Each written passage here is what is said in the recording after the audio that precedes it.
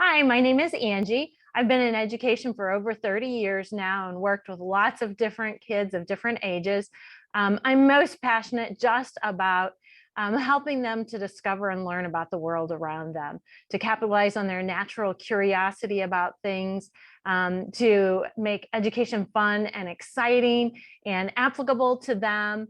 And I love introducing them to geography and cultures of the world. And so I'm excited for the opportunity to teach this class on Outschool. And so I want to give you a little taste of what that would look like. Hi, everybody. I'm Miss Angie. I'm so glad that you're here today. If you look at the wall behind me, I wonder if you can find my name. Yes, good job. I see some of you pointing. That's my name up in the corner. Whenever we come together to learn, I would love it if you would make sure that your name is on there too, on the screen, so that I can see your names and learn your names and who you are. In our time together, we're going to be learning about the world, about different places and different people.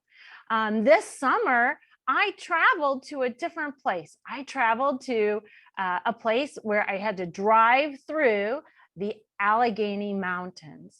And I don't live in a place where there are mountains. And so that was new and exciting to me. And as I was driving my car, I drove up these really, really steep hills and then way up into the mountains. I was so high up, my ears popped.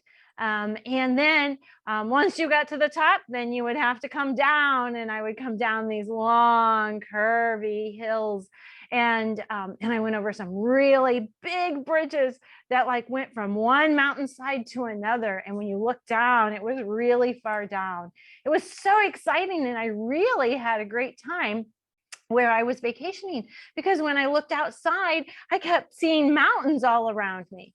And where I live, I don't see those all the time. It's a lot flatter where I live.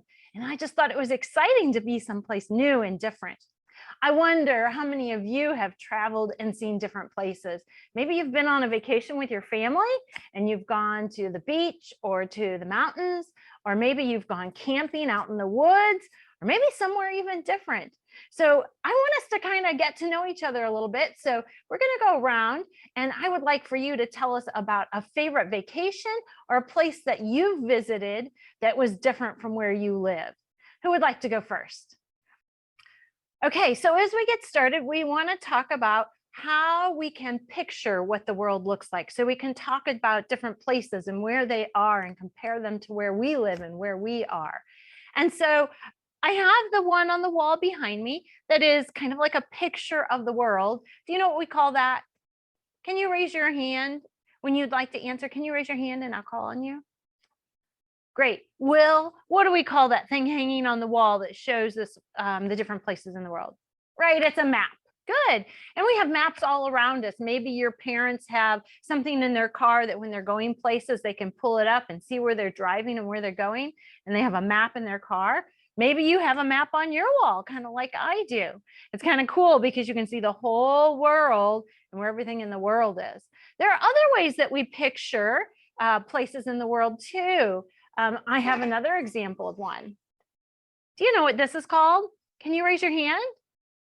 Yes, Jill, what is this? Can you unmute yourself and tell us? Good, yeah, it's a globe. This one's even a better picture of where things in the world, because the world really is round. It's not flat.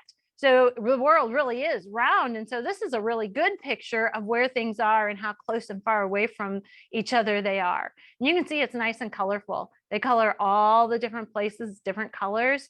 And then notice there's a lot of blue on my globe and a lot of blue on my wall map.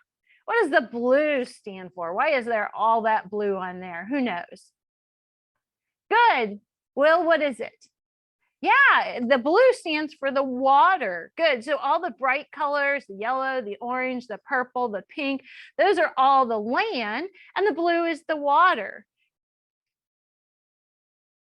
Thank you for considering me for Outschool. I really appreciate your time. I know that you probably get lots of applications and you have a lot of videos to watch. So I really do appreciate taking the time to watch my video and consider me for a teacher on your program. Thanks a lot.